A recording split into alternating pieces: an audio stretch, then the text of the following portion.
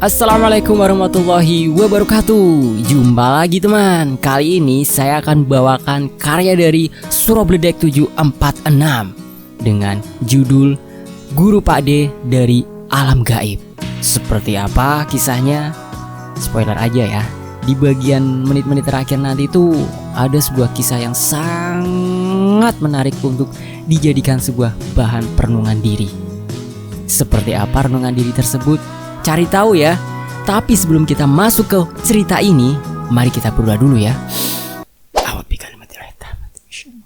Bismillahirrahmanirrahim.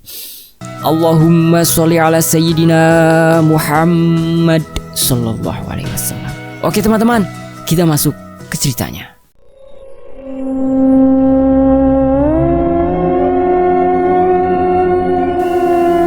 Sesuai dengan perintah Pak D, amalan yang harus aku lakukan adalah dimulai dari sore Kamis. Pertamanya harus mandi suci, seperti mandi biasa ketika janabat.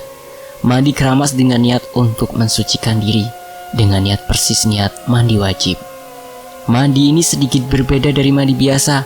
Kalau biasanya setelah baca niat langsung guyur seluruh badan dengan air suci lagi mensucikan.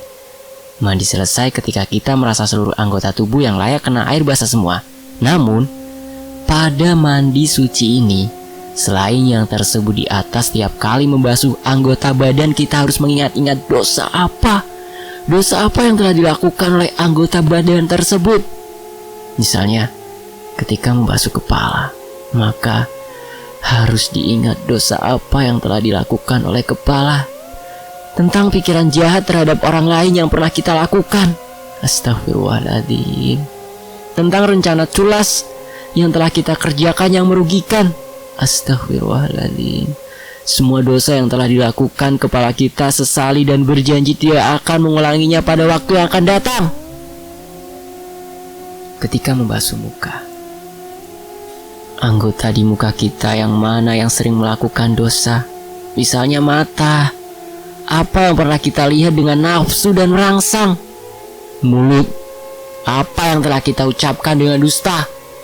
Menjelekkan orang lain hingga sakit hati, berkata kotor dan sebagainya. Semuanya harus kita sesali. Begitu juga berlaku untuk seluruh anggota tubuh lainnya. Semua yang telah dikerjakan oleh anggota tubuh yang telah lalu, kita sesali dan berjanji tidak akan melakukannya lagi.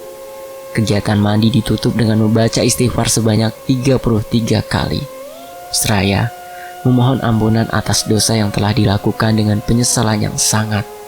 Pada saat mandi ini, aku sempat menangis pilu. Banyak sekali ternyata dosa yang aku telah kerjakan. Betapa begitu jahat otakku merencanakan kejahatan. Betapa mataku sangat liar memandang lawan jenis dan penuh rangsangan. Mulutku yang kasar berkata-kata sangat pedas hingga hanya banyak yang sakit hati karenanya. Setelah semua selesai ditutup dengan mensucikan diri dari hadas kecil, berwudu dengan penuh perhatian. Kembali mengingat setiap kesalahan telah dilakukan setiap anggota tubuh yang dibasuh dengan penyesalan. Kemudian berdoa dengan khusyuk memohon agar badan yang sudah dimandikan dan diwudukan benar-benar suci luar dalam. Memohon agar diberi kekuatan bertahan dalam kesucian. Selanjutnya sholat asyar seperti biasa dan membaca wirid seperti yang dilakukan oleh imam di masjid dan surau. Jika semua sudah selesai, aku diperintahkan Pak D dalam catatannya membaca surah Yasin sebanyak 3 kali, membaca surah Jin 3 kali. Ketika pertengahan surah Al-Jin yang aku baca untuk yang ketiga kalinya, tiba-tiba keanehan terjadi. Sepertinya aku berada di tempat yang sangat sepi. Tidak ada suara apapun di luar kamar. Suara gaduh orang lalu lalang, suara binatang senyap tak terdengar lagi. Mulailah bulu kuduku berdiri. Ada apa ini? Aku berhenti sebentar, mengamati sekelilingku. Tidak ada apa-apa. Tetap seperti biasa, tetapi telingaku seakan tuli. Beberapa kali kukucek-kucek telingaku. Normal. Masih ada suara tangan mengucek-ngucek telinga. Bulu kuduku tak turun-turun juga. Haruskah aku lapor Pak D dengan menyebut namanya 3 kali? Malu. Belum juga genap sehari sudah tidak kuat. Makanya tetap kutahan. Kulanjutkan melantunkan surah jin hingga selesai. Tetap telingaku seakan tuli. Sudah terlanjur basah. Baiklah, aku lanjutkan saja. Jika belum ada makhluk yang tampak di depan mata akan aku tahan. Mulailah aku membaca doa Nabi Yunus. La ilaha illa anta subhanaka inni kuntu minadh dhalimin sebanyak 1000 kali. Teman-teman jangan dicontoh ya. Untuk amalan seperti ini itu harus ada gurunya. Sekali lagi admin ingatkan lagi, jangan dicontoh ya, atau dipraktekkan, jangan, karena harus ada gurunya. Oke, lanjut. Aku tidak tahu lagi apa yang terjadi.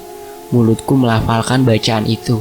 Hatiku khusyuk, menyesali segala dosa yang pernah aku lakukan. Semua dosa yang aku pernah lakukan sejak balik hingga sekarang semua terbayang. Membaca dan mengingat-ingat, membaca dan mengingat-ingat, membaca dan mengingat-ingat. Sampai akhirnya aku tak ingat apa-apa lagi. Aku terbangun ketika mendengar suara sirine azan maghrib. Baru aku sadar begitu lama aku duduk mematung membaca amalan dari Pak D. Padahal baru amalan pertama. Selepas asyar masih ada amalan selepas maghrib, sesudah isya, ketika tengah malam hingga sebelum subuh. Apakah aku akan kuat bertahan? Apa yang akan terjadi?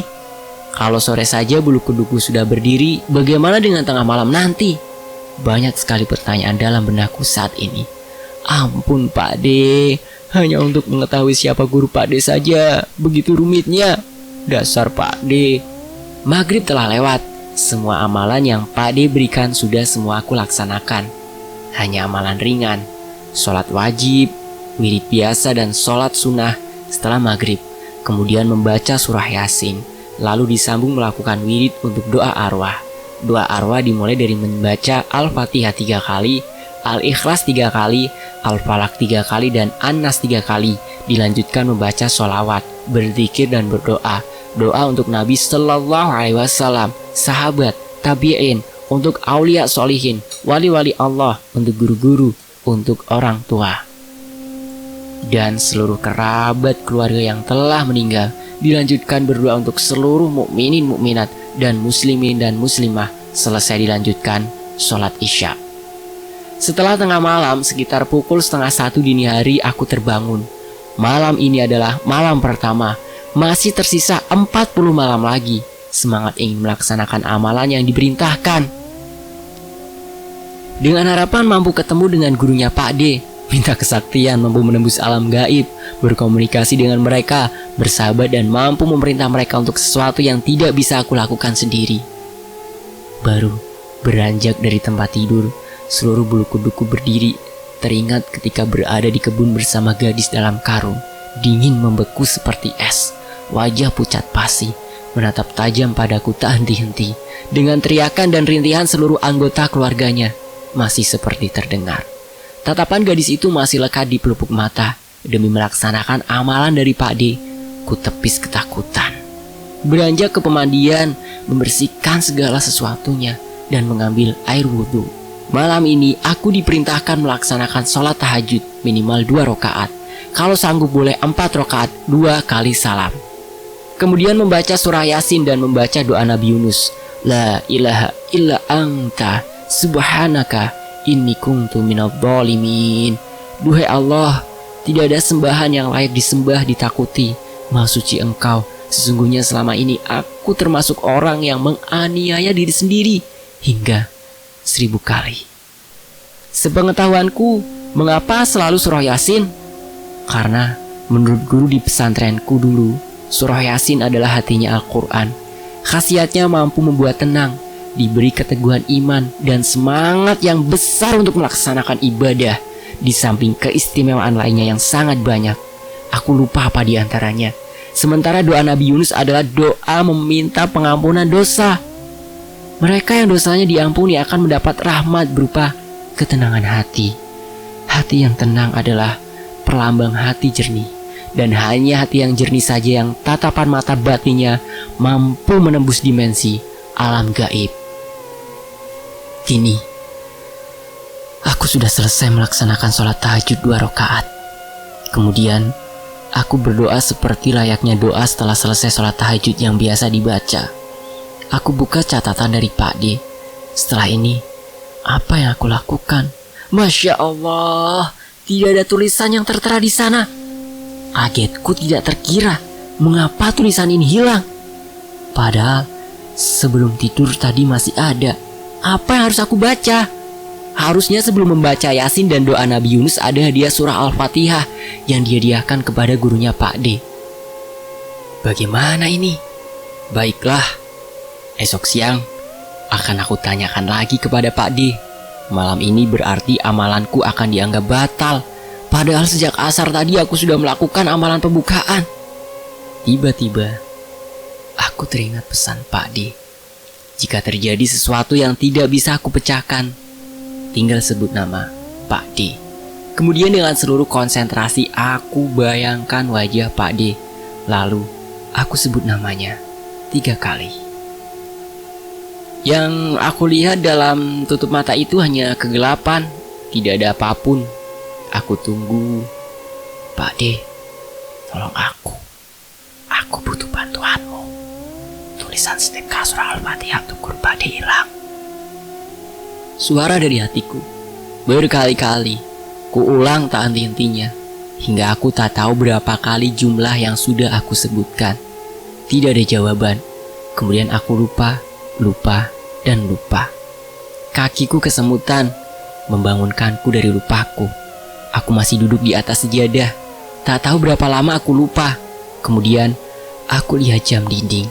Sudah pukul 3 pagi. Berarti aku duduk lupa beberapa jam sudah. Sekali lagi ku buka catatan. Jika tidak ada tulisan Pak D, maka malam ini aku terpaksa batal melaksanakan amalan. Alhamdulillah, ternyata tulisan Pak D kembali seperti semula. Tidak ada lagi takut dalam dada. Bulu kuduku tak lagi berdiri. Hatiku begitu damai dan tenang. Sangat tenang. Maka mulailah aku baca amalan yang diberikan Pak D hingga selesai. Tepat ketika suara alunan ayat suci dari Masjid Samar terdengar, semua amalan selesai aku laksanakan. Hatiku merasa tak pernah seperti ini. Tenangnya tidak terkira. Masya Allah, padahal aku melaksanakan amalan Pak D baru 1 malam. Apalagi nanti jika amalan Pak D aku laksanakan hingga 41 malam.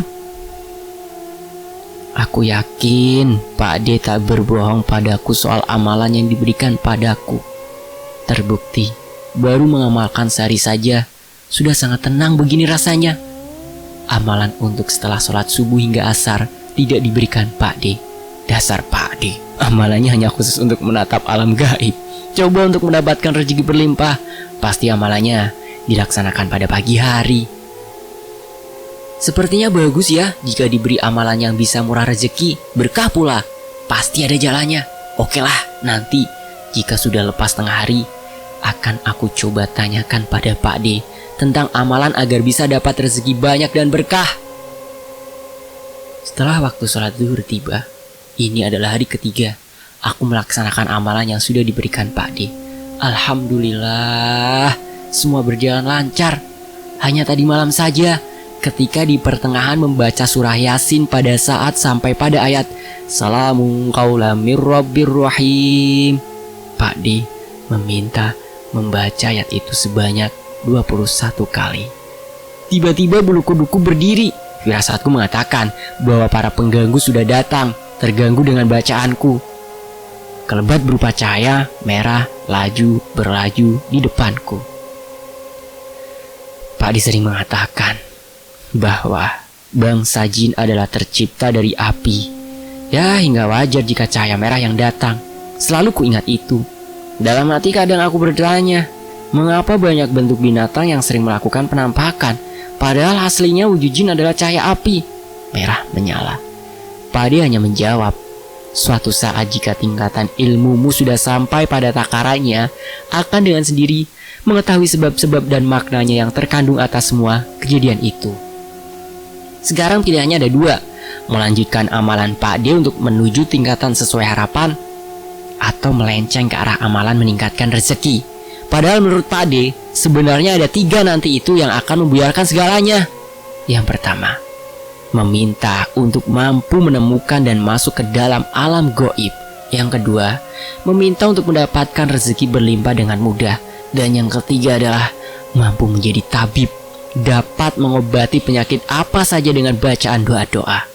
Kebanyakan orang memilih jalan mudah, menjadi tabib atau orang pintar yang mampu mengobati penyakit dengan ilmu.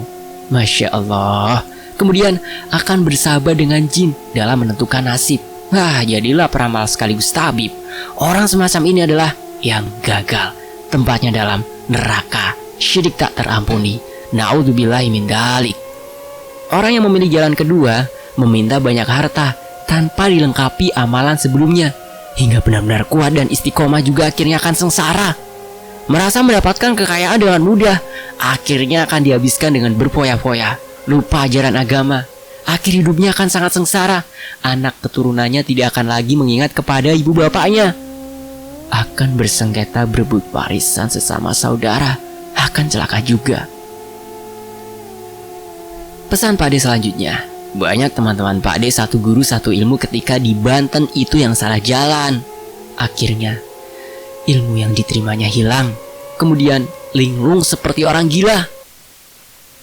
Tak mampu menerima keadaan, meminta kekayaan. Setelah diberikan tak kuasa menerima anugerah kekayaan tersebut. Ada juga yang meminta jadi tabib dan dianggap orang pintar, kemudian disalahgunakan, hanya meramal nasib dan perjodohan. Maka dari itu, aku tetap akan putuskan mengikuti jalan yang telah diperintahkan Pak D. Kata Pak D, jika tidak melenceng niat dan tujuannya, niscaya semua akan didapatkan. Rezeki dapat, mampu mengobati juga, serta untuk urusan alam gaib dengan mudah dapat diterima. Oleh karena itu, siang ini aku urungkan ke tempat Pak D. Lebih baik menyelesaikan dulu seluruh amalan yang diperintahkan dengan sungguh-sungguh, ikhlas, lillahi ta'ala. Yang sudah terasa sekarang adalah hati merasa tenang, merasa mampu menyimak apa yang akan terjadi beberapa detik berikutnya, serta membaca perasaan orang yang aku temui. Padahal baru 3 hari amalan ini aku laksanakan dengan sungguh-sungguh. Insya Allah nanti malam ke-9 atau malam ke-11 aku akan ke rumah Pak D lagi, meminta petunjuk selanjutnya. Begitu ya teman-teman. Kalau ada guru enak, amalan ada pembimbingnya. Kalau nggak ada guru, amalan yang bimbing syaitan. Naudzubillahi min dzalik. Pada hari ke-9 aku dipanggil Pak D. Tak pernah sengaja datang ke rumah, kecuali ada hal penting yang ingin disampaikan. Pak D dari balik jendela saja berteriak, bahkan tak turun dari kendaraan yang dinaikinya. "Nanti malam ke rumah ya," kata Pak D berteriak. Aku baru beranjak dari tempat sajadah selesai sholat asyar, Pak D sudah menghilang. Apakah Pak D marah? Begitu pikirku. Malamnya, selepas sholat isya dan amalan yang sudah diajarkan, aku berangkat ke rumah Pak D, siap dengan amarah yang akan disampaikan. Sebelumnya, aku tak mampu mengira orang akan marah atau tidak. Namun setelah hari ke-9 melakukan amalan dari Pak D, sedikit demi sedikit mulai mengerti ada apa di balik hati seseorang. Benar saja, ketika aku mulai duduk bersila di depan Pak D, mulailah bercerita. Begitulah Pak D, meskipun sangat marah selalu bercerita dengan makna-makna. "Tadi malam aku bermimpi kamu datang, tak pakai baju. Aku lihat tubuhmu berwarna merah. Harusnya warnanya putih, jingga atau biru. Jika merah berarti ada yang salah," lanjut Pak D. "Kenapa merah Pak D?" tanyaku penasaran. "Jelek itu. Kamu mau jadi dukun ya?" tanya Pak D selanjutnya. "Enggak kok, memang kenapa?" jawabku singkat. "Atau ingin jadi kaya raya ya?" tanya Pak D lagi. Aku diam, senyum-senyum saja. "Belum waktunya, sekarang sini mendekat." Pak D menaruh kedua telapak tangannya di bagian belakang tubuhku. Tiba-tiba, aku merasa berada pada tempat yang berbeda. Berjalan bersama Pak D, tempat sangat asing bagiku. Aku tak tahu ini di mana. Sambil memegang tanganku, Pak D dan aku berjalan-jalan. Kemudian Pak D bercerita. Di daerah pedalaman Kalimantan, santet, teluh, dan semacamnya dianggap biasa. Banyak santet yang populer di kalangan masyarakat Dayak seperti parang maya dan minyak palit guna-guna. Parang maya adalah sebuah perbuatan magis yang bertujuan untuk menghilangkan nyawa seseorang dengan cara ritual khusus yang dilakukan oleh seseorang yang bisa disebut ahli pembuatnya atau dukun. Dan minyak palit guna-guna adalah sebuah media untuk menggait seseorang agar terpikat atau dipersunting untuk dijadikan pasangan hidup, atau juga bisa digunakan sebagai sarana main-main saja. Budaya seperti ini masih tetap terjaga di daerah pedalaman karena bersifat turun-temurun ilmu ini diwariskan. Suku Dayak percaya dengan Balampah dapat bertemu dengan dewa, sengiang, ataupun arwah orang-orang yang sudah meninggal. Biasanya suku Dayak Balampah dengan tujuan untuk pergi berperang, mengaji, atau akan pergi merantau. Tempat yang dipilih biasanya tempat yang dianggap keramat seperti kuburan keramat, hutan angker, pahewan, pangantuha, kuburan orang mati saat melahirkan, kuburan bayi yang mati ketika baru lahir, air terjun, pohon beringin, gua batu. Balampah atau bertapa dilakukan dengan dua cara, yaitu atas dasar mengaji atau atas dasar keinginan sendiri. Balampah atas dasar mengaji biasanya dilakukan oleh murid bersama gurunya. Sang guru akan menentukan tempat dan waktu yang tepat. Balampah dengan cara ini jauh lebih mudah dibandingkan balampah atas dasar keinginan sendiri. Karena di sini sang murid hanya duduk bersemedi mengikuti petunjuk gurunya. Sang guru akan memanggil roh-roh yang diperlukan. Setelah roh-roh ini datang, maka sang guru akan menjadi saksi antara muridnya dengan roh tersebut. Jika sang murid beruntung, maka roh-roh itu akan memberikan ilmu magisnya secara langsung sesuai permintaan. Balampah atas keinginan sendiri biasanya harus mencari tahu syarat-syarat apa saja yang diperlukan pada daerah tertentu itu dari seorang juru kunci atau tokoh adat di sekitar tempat keramat tersebut. Untuk waktu balampah akan ditentukan oleh orang tersebut sendiri. Orang yang balampah ini akan pergi secara diam-diam tanpa diketahui oleh seorang pun, sambil membawa persembahannya yang akan diberikan kepada dewa. Sengiang biasanya pada sekitar jam 8 malam menuju tempat yang telah ditentukannya. Di saat menjalani tapa, biasanya akan mendapat banyak godaan dari roh-roh gaib di sekitar. Roh-roh tersebut akan datang dalam wujud binatang seperti ular, ulat bulu, lipan, kalajengking, suara-suara yang tidak diketahui asalnya. Jika orang tersebut berhasil melewati godaan tahap pertama, maka roh-roh ini selanjutnya akan muncul dalam rupa binatang-binatang buas seperti harimau, macan, dan lain-lain. Bila orang ini mampu bertahan makan, akan muncul sosok seperti manusia yang tinggi besar.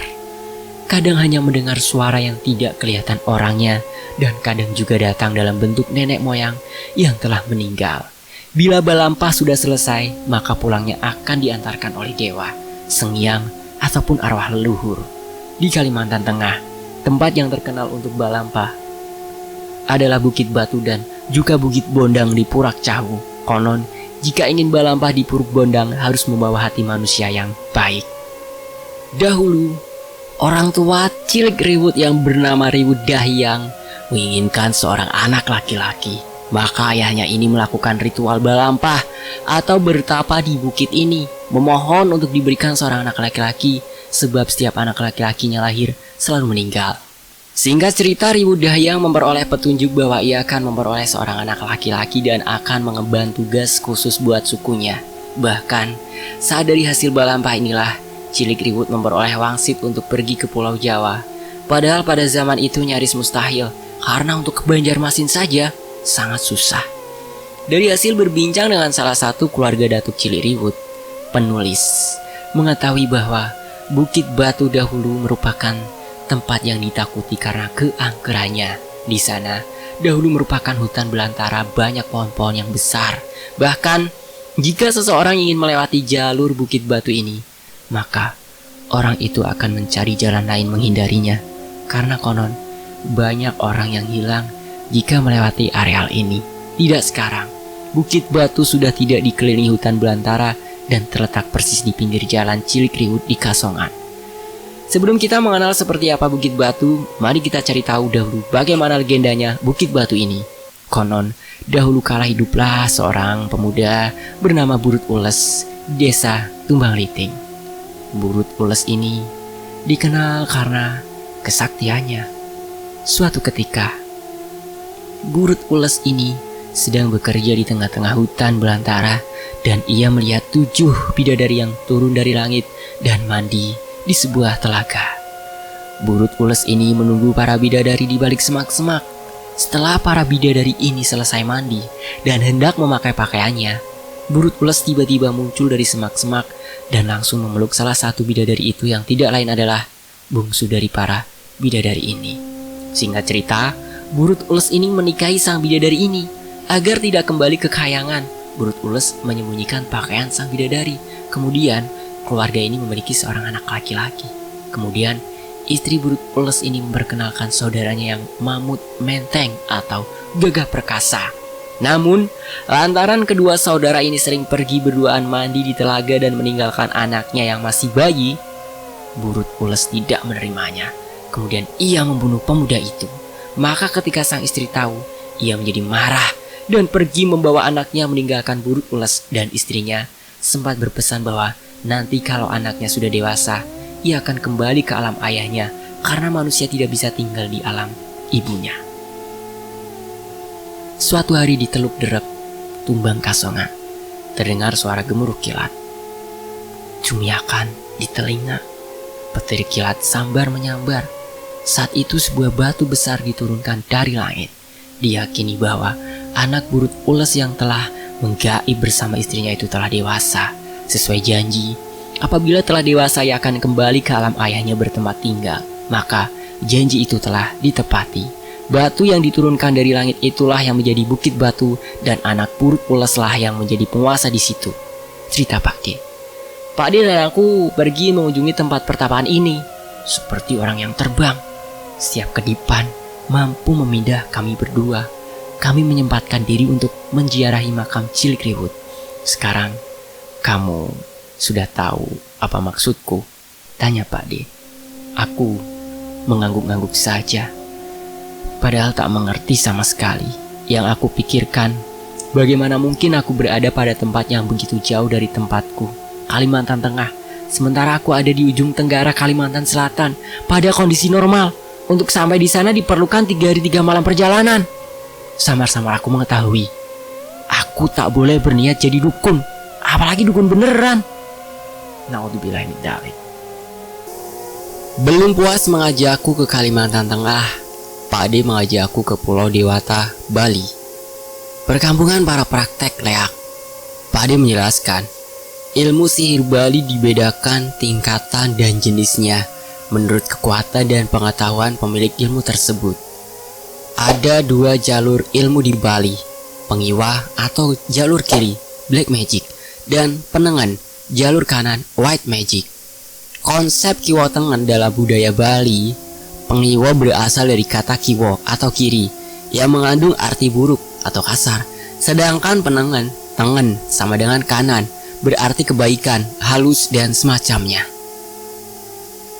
Konsep bipolar atau 2 kutub disebut eda. Setiap hal memiliki sisi baik buruk, positif negatif, laki-laki perempuan, atas bawah, dan sebagainya. Ada 2 jalur ilmu di Bali, pengiwo jalur kiri atau black magic dan penengan jalur kanan atau white magic.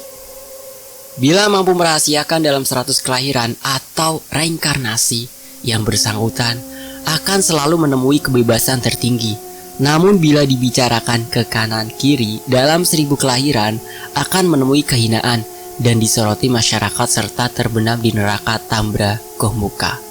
Kehadiran jalur kiri atau jalur nafsu untuk mencapai kesempurnaan ini adalah bagian dari tradisi tantrisme yang juga pernah bahkan mungkin masih hidup di Jawa. Kedua jalur kiwa tengan ini sepertinya tidak berhubungan, tetapi sudah menjadi rahasia umum di Bali. Banyak dukun yang belajar ilmu pengiwa lebih dulu sebelum belajar penengan. Sayangnya, dukun-dukun yang ditemui tidak mengakui hal ini. Kalau yang menjajal ilmu mereka lebih lemah, tidak apa-apa, mereka bisa menang. Kalau si pencoba lebih hebat, bisa berabe urusannya. Belajar jalur kiri sebelum mempelajari jalur kanan bukannya dilakukan tanpa dasar, murah harta, satu-satunya orang yang secara terbuka mengaku pernah mempelajari ilmu penglayakan, mengatakan, untuk pengobatan penderita sakit akibat ilmu pengiwo, kadang-kadang diperlukan ilmu pengiwo juga. Di Bali seperti Sanur, Suwung, Saba atau Gianyar, Nusa Penida atau Bangli disebut sebagai tempat yang kekuatannya leaknya ampuh. Tapi sejauh ini tidak didapatkan keterangan tentang komunitas leak. Kadang-kadang ada leak yang berkumpul, tapi itu dilakukan untuk menguji kesaktian masing-masing. Pertempuran antar leak bisa jadi juga karena yang satu ingin mencelakakan dan yang lain bertindak sebagai balian yang membela kliennya. Tampaknya ada rasa saling segan di antara para pendukung ilmu ini. Orang Bali daratan misalnya menganggap leak dari Nusa Penida, pulau di selatan Bali, amat ampuh. Orang Nusa Penida sendiri menganggap orang daratan, terutama yang berasal dari Bangli, ilmu leaknya lebih maut. Pertempuran antar leak ternyata juga bisa disaksikan oleh manusia. Salah satu kisah pertempuran yang acap disebut-sebut oleh para penggosip leak di Bali adalah pertempuran legendaris antara seorang ratu leak dari Sanur dan peleak sakti dari Kramas, Gianyar. Perang leak yang terjadi sekitar 1988 itu dimenangkan leak dari Kramas. Walaupun sayangnya tidak ada yang sempat melihat sendiri, para pencerita mengungkapkan bahwa sejak kekalahan itu, kesaktian leak di Sanur yang pernah disegani melemah. Semuanya berbentuk bola api yang saling berbenturan dan menimbulkan bunyi ledakan, mirip perang antar piring terbang dalam film. Yang dibedakan atas kemampuannya bersalin rupa dan menyebarkan bencana penyakit atau guna-guna. Pada tingkat rendah, hanya bisa berubah menjadi satwa dan biasanya berwarna putih. Binatang hasil perubahan ini disebut kadaden atau jejadian. Tingkat itu disebut pamuronan dari kata buron yang berarti hewan. Selain mampu mengubah diri menjadi binatang, juga dapat mengirim guna-guna yang mengakibatkan sakit pada orang-orang dekat, seperti keluarga atau tetangganya. Pada leak tingkat rendah, untuk ngelayak dibutuhkan sabuk pengleakan berupa ikat pinggang dari kain putih atau kain poleng hitam-hitam, diberi gambar kerajaan dan dimantrai. Lalu bagian dalam sabuk itu biasanya diberi potongan logam tipis, sepanjang satu ruas jari anak-anak, biasanya berupa emas, perak, atau tembaga yang digurati huruf-huruf sakti. Tingkatan penestian atau pendestian lebih sakti lagi, dapat membuat orang sakit atau mati dari jarak jauh. Caranya yang disebut desti atau nesti adalah dengan menusuk atau membakar gambar-gambar calon korban yang dibuat di atas kertas atau kain. Tiba-tiba semua gelap, hilang dari tatapan mata. "Ada apa, Pak De?" tanyaku. "Sudahlah, kamu belum kuat. Cukup untuk malam ini. Jangan sekali-kali kamu tertarik dengan ilmu seperti itu. Tak ada gunanya sama sekali," jawab Pak De. Sekarang aku paham apa maksud Pak De mengajakku dan menerangkan tentang ilmu hitam yang digunakan untuk kejahatan. Mungkin saja suatu saat aku mampu menguasai semua ilmu hitam itu. Atau mungkin saja nantinya aku akan berhadapan dengan mereka. Ketika semua terlihat jelas kembali, aku masih duduk bersila. Pak De juga. Kemudian, Pak De mengambil segelas air putih. "Ini minum, agar hatimu tenang. Dengarkan ilmu yang aku sampaikan," kata Pak De. Aku manggut-manggut saja, tandanya mengerti. Penciptaan manusia adalah disengaja. Penciptaan tersebut menjadi pertanyaan para malaikat ataupun yang lainnya yang Allah Subhanahu wa Ta'ala. Malaikat segera mempertanyakan tentang keberadaan Adam alaihissalam. Kemudian Allah jelaskan bahwa diciptakannya Adam alaihissalam itu adalah untuk sebuah hikmah, terwujudnya ibadah dari hamba-hamba Allah Subhanahu wa Ta'ala yang dilakukan oleh Abul Bashar Adam alaihissalam dan anak keturunannya. Keistimewaan ubudiyah tersebut begitu agungnya dan Allah Subhanahu wa Ta'ala kehendaki itu berasal. Jadi umat manusia yang Allah Subhanahu wa Ta'ala ciptakan sangat berbeda dengan makhluk-makhluk yang lainnya. mempunyai keistimewaan yang begitu rupa dan ditunjukkan di hadapan para malaikat, sehingga Allah Subhanahu wa Ta'ala menerima pengakuan para malaikat. Petunjuk itu diakui oleh para malaikat. Allah Subhanahu wa Ta'ala memerintahkan kepada malaikat untuk bersujud kepada Adam alaihissalam. Allah Subhanahu wa Ta'ala memerintahkan mereka untuk bersujud. Bersujudlah kepada Adam alaihissalam. Maka mereka semuanya bersujud kecuali iblis, tidak termasuk bagian dari malaikat. Kemudian Pak Ade melanjutkan pembelajarannya. Aku menyimak dengan seksama. Diciptakannya Adam alaihissalam disampaikan misi kehidupannya, tugas hidup di hadapan para malaikat dan jin pada saat itu, seperti pernah sering disampaikan. Maka terjadilah satu peristiwa. Manusia ini punya keunggulan diberikan bekal pengetahuan yang ditugaskan membawa misi ke bumi. Al-Quran surah kedua Al-Baqarah ayat 3. Siapa yang ditunjuk manusia? Adam namanya. Secara singkat, Adam alaihissalam punya kelebihan kemampuan. Maka dimintakan makhluk pada saat itu untuk hormat kepada Adam alaihissalam sebagai yang paling penting sebagai ketaatan atas perintah Allah Subhanahu wa Ta'ala. Semua perbuatan kita itu kalau diperintahkan oleh Allah Subhanahu wa Ta'ala, jangan dilihat perbuatannya, lihat perintahnya. Kalau bukan perintah Allah Subhanahu wa Ta'ala, enggak usah kita kerjakan. Cuma karena perintah kita lakukan diminta semua sujud. Quran surah Al-Baqarah ayat 34. Adam alaihissalam, apa saja ketika kami perintahkan kepada semua malaikat dan termasuk kalangan jin yang hadir pada saat itu, sujud hormat pada Adam alaihissalam. Semua sujud kecuali satu makhluk, iblis. Makhluk ini, siapa iblis? Disebutkan di Al-Quran surah ke-18 ayat ke-58. Surah 18 ayat 50 diperintahkan pada semua malaikat dan jin sujud kepada Adam alaihissalam. Semua sujud kecuali iblis, tapi dia termasuk kalangan jin yang menyimpang dari ketentuan dan perintah Allah Subhanahu wa Ta'ala. Jin taat pada perintah Allah Subhanahu wa Ta'ala, artinya sebelum dia fasik, saat itu tidak mau sujud, melanggar ketentuan Allah Subhanahu wa Ta'ala, ditanya dan diklarifikasi. Mudah bagi Allah untuk mengatakan kamu sombong. Tak sampai keluar langsung dari Allah kamu sombong, kamu tidak mau sujud karena sombong, dia bisa mengatakan, saya tidak. Allah langsung menyampaikan klarifikasi lewat lisan jin, supaya terdengar langsung oleh makhluk dan nantinya tidak akan mengelak dari perbuatannya. Quran surah ke-7 ayat 11 sampai dengan 13-nya. Hei, kenapa kamu tidak mau sujud ketika aku perintahkan? Bukan sujudnya yang penting, tapi perintahnya, ini perintah saya. Begitu firman Allah Subhanahu wa Ta'ala. Kamu pun dalam sholat, kalau gak mau sujud sholat, tidak sholat. Allah gak butuh dengan sholatmu, cuma ini perintah. Ketika Allah perintahkan, kita lakukan, kata Allah Subhanahu wa Ta'ala. Bukan karena sujudnya yang penting bagi Allah Subhanahu wa Ta'ala diperintahkan kepadamu. Kenapa kamu tidak sadar? Sifat sombong menutup kejujuran. Kejujuran ditutup oleh dusta. Iblis karena tertutup oleh sifat-sifat kesombongan pada saat itu, karena sombong telah melekat pada dirinya, maka hidayah sulit datang kepadanya. Karena itu, Allah Subhanahu wa Ta'ala haramkan sifat sombong. Karena sombong melekat pada diri makhluk, maka sulit mendapatkan hidayah dari Allah Subhanahu wa Ta'ala. Orang sombong itu dapat nasihat susah, diingatkan sulit. Karena itu, Allah Subhanahu wa Ta'ala menyampaikan dalam hadis qudsi diharamkan kesombongan. Siapa yang berupaya untuk mendapatkan jubah mengenakan jubahku, maka haram bagi yang mencium bau surga, karena dia sudah sombong.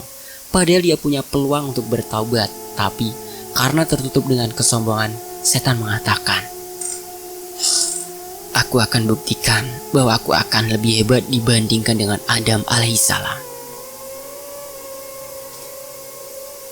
Saat dimasukkan ke dalam surga, dia mengajukan permohonan, tinggalkan pohon ini, jangan makan yang ini, jangan dekati pohon ini. Kalau kamu dekati ini, saya akan jadikan kamu menyimpang dari ketentuan Allah Subhanahu wa Ta'ala. Maka kemudian iblis mengajukan kepada Allah permohonan, aku ingin buktikan atau lebih hebat dibandingkan Adam. Padahal dia tahu bisa diampuni, cuma karena sombong bisa masuk. Maka dia katakan, aku akan menggoda untuk membuktikan atau paling hebat dibandingkan dengan Adam alaihissalam. Diajukan permohonan dan dikabulkan oleh Allah Subhanahu wa Ta'ala untuk memberikan isyarat kepada anak cucu Adam alaihissalam kemudian hari. Bagaimana cara mengatasi godaan-godaan iblis itu? Mudah bagi Allah mengatakan, tidak diperkenankan. Tapi kalau tidak diperkenankan pada saat itu, kita tidak punya pengetahuan, tidak punya pengalaman. Bagaimana cara menaklukkan iblis? Adam alaihissalam dan anak cucunya turun ke bumi untuk menjalani misi kehidupan di bumi sebagai khalifah. Karena itulah, kemudian iblis yang menggoda Adam alaihissalam.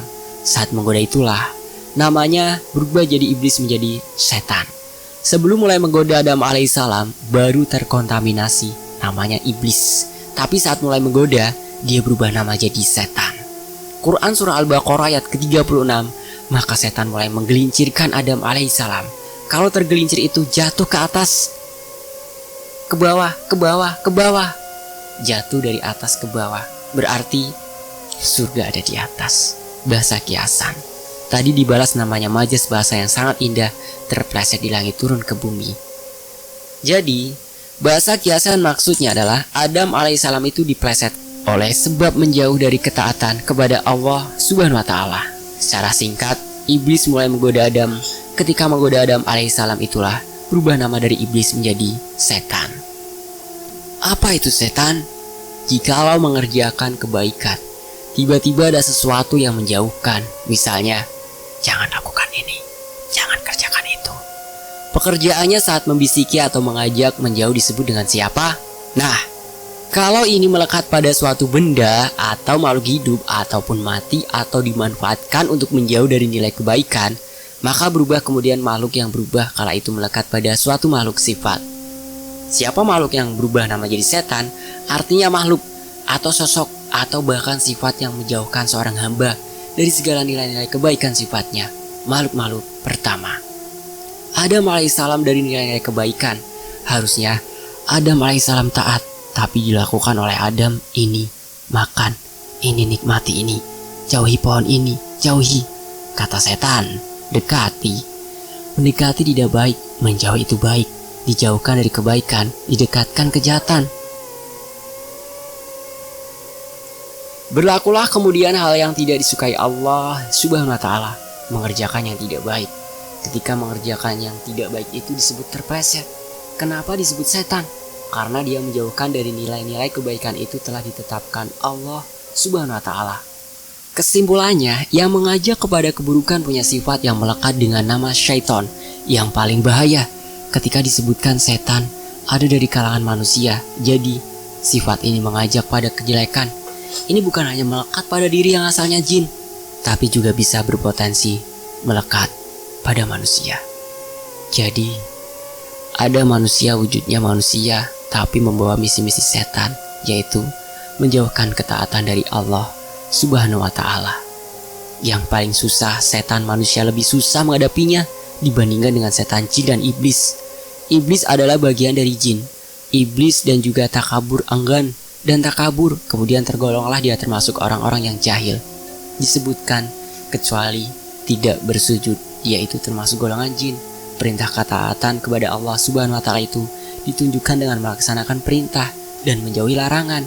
Di saat Allah subhanahu wa ta'ala yang memerintahkan, maka tidak ada pilihan kecuali untuk melaksanakan apapun perintahnya.